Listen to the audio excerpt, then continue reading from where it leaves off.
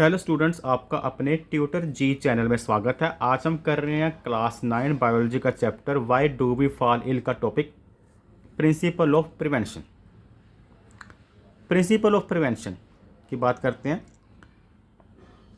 Prevention मतलब कि बीमारी से ज़्यादा ज़रूरी क्या है कि हम उससे बचाव रखें, क्योंकि बीमारी हो तो उसके बाद उससे लड़ना बहुत मुश्किल होता है, जिसमें पेशेंट को परेशानी अलग से होती है और ट्रीटमेंट अलग से करवाना पड़ता है। तो इससे अच्छी बात होती है कि पहले से ही कुछ ना कुछ आदमी प्रिवेंशन रखे, क्योंकि इन्फेक्शियस डिसीज़ को से लड़ने में कई लिमिटेशन है। तो हम देखते हैं कि infectious limitation treating on infectious और ए डिसीज़। जब किसी पर्सन को इन्फेक्टेड डिसीज़ होती है तो उससे लड़ने में क्या क्या रुकावटें आती हैं, पहले उनकी बात करते हैं। जैसे someone has a disease, their body function are damage. कई बार क्या होता है कि जिस पर्सन को इन्फेक्शियस डिसीज़ हो जाती है तो उनके बॉडी के कई फंक्शन डैमेज हो जाते हैं, उनके बॉडी में कई ऐसे काम होते हैं वो करने रुक जाते हैं, जिससे पेशेंट को प्रॉब्लम होती है। सेकंड हम लिख सकते हैं patient might be bedridden for some time because it take time to cure any disease. और पेशेंट कई बार इतनी परेशानी में आ जाता है कि वैसे बॉडी को मूव करना भी मुश्किल होता है कि उसे बेड रेस्ट पर ही रहना पड़ता है, उसे बैठने में चलने में मुश्किल आती है। थर्ड नंबर पर जो इन्फेक्शियस डिसीज़ होती है, a patient might spread the infection to other people as well. जो पेशेंट को अगर इन्फेक्शन डिसीज़ हो जाती है तो अपने साथ साथ वो अपने फैमिली मेम्बर या जिन से मिलता है वह डिसीज़ वहाँ तक भी फैल जाती है। तो इस तरह से 3 प्रॉब्लम आती है इन्फेक्शियस डिसीज़ को रोकने के लिए। पहले नंबर पर कि जो पर्सन का बॉडी फंक्शन होते हैं उनमें रुकावट आ जाती है, पेशेंट को परेशानी। दूसरे नंबर पर पेशेंट की बॉडी मूव करना बंद कर देती है कि उसे बेड पर रहना पड़ता है। नंबर 3, वह पेशेंट अपनी डिसीज़ को दूसरे पेशेंट को भी स्प्रेड करता है, दूसरों तक भी पहुंचाता है। अब हम बात करते हैं कि how can we prevent disease. हम डिसीज़ को कैसे प्रिवेंट कर सकते हैं, कैसे उससे बच सकते हैं। बचने के 2 मेथड है, एक तो जनरल वे है, दूसरा है स्पेसिफिक वे। सबसे पहले बात करते हैं जनरल वे की।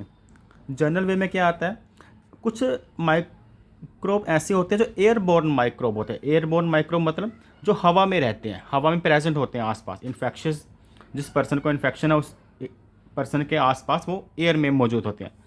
तो इससे बचने के लिए हम क्या है, living condition that are not over crowded.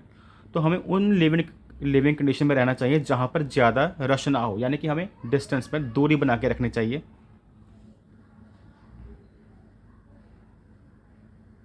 जैसे कोरोना वायरस में दूरी बनाने के लिए कहा गया है, तो क्योंकि डिसीज़ बहुत जल्दी स्प्रेड होती है, इन्फेक्शियस डिसीज़। दूसरा है water borne microbe. Water borne microbe वो वाले माइक्रोब जो कि वाटर में प्रेजेंट होते हैं, वाटर में रहते हैं। तो उनके से बचने के लिए भी कि हमें जो वाटर इस्तेमाल करना चाहिए, सेफ़ ड्रिंकिंग वाटर को प्योरीफाई करके पीना चाहिए। उस पर खास ध्यान देना चाहिए कि जो पानी पीने वाला है वो शुद्ध हो पूरी तरह से। थर्ड नंबर पर लिख सकते हैं वेक्टर बोर्न। वेक्टर बोर्न मतलब जैसे कोई हाउस फ्लाई हो गया, मॉस्किटो हो गए, जो कि डिसीज़ को एक जगह से दूसरी जगह पर फैलाने का काम करते हैं। इसलिए जो आपका एनवायरनमेंट है, क्लीन एनवायरनमेंट होना चाहिए। एग्जाम्पल के तौर पर मॉस्किटो से बचने के लिए prevent the breeding of mosquito. आसपास पानी नहीं खड़ा करना चाहिए ताकि वहाँ पर मच्छर पैदा हो। अब हम बात करते हैं स्पेसिफिक वे। जनरल वे आपको हो गया। जनरल वे में हमने 3 टॉपिक किए हैं। नंबर 1, एयरबोर्न माइक्रोब्स से बचने के लिए हमें ज़्यादा क्राउडेड एरिया में नहीं रहना चाहिए। वाटर बोर्न माइक्रोब जो पानी में रहने वाले माइक्रोब से बचने के लिए पानी साफ़ सुथरा पीना चाहिए। वेक्टर बोर्न से बचने के लिए एनवायरनमेंट क्लीन रखना चाहिए। अब हमारे पास अगर स्पेसिफिक वे कौन से हैं, स्पेसिफिक वे में आ जाता है नंबर 1 पर immune system help to protect us from microbes. अगर जिस पर्सन का इम्यून सिस्टम स्ट्रॉन्ग है, यानी बीमारियों से लड़ने की क्षमता, इम्यून सिस्टम का मतलब होता है बीमारियों से लड़ने की क्षमता, जो कि बॉडी के अंदर खास सेल टिश्यू में होती है, तो उसको स्ट्रॉन्ग रखना। The cell of immune system kill the infectious microbe. क्योंकि जो इम्यून सिस्टम के सेल्स होते हैं, स्पेशल सेल होते हैं, वह अगर किसी बॉडी के अंदर माइक्रोब्स आते भी हैं तो उनको किल कर देते हैं।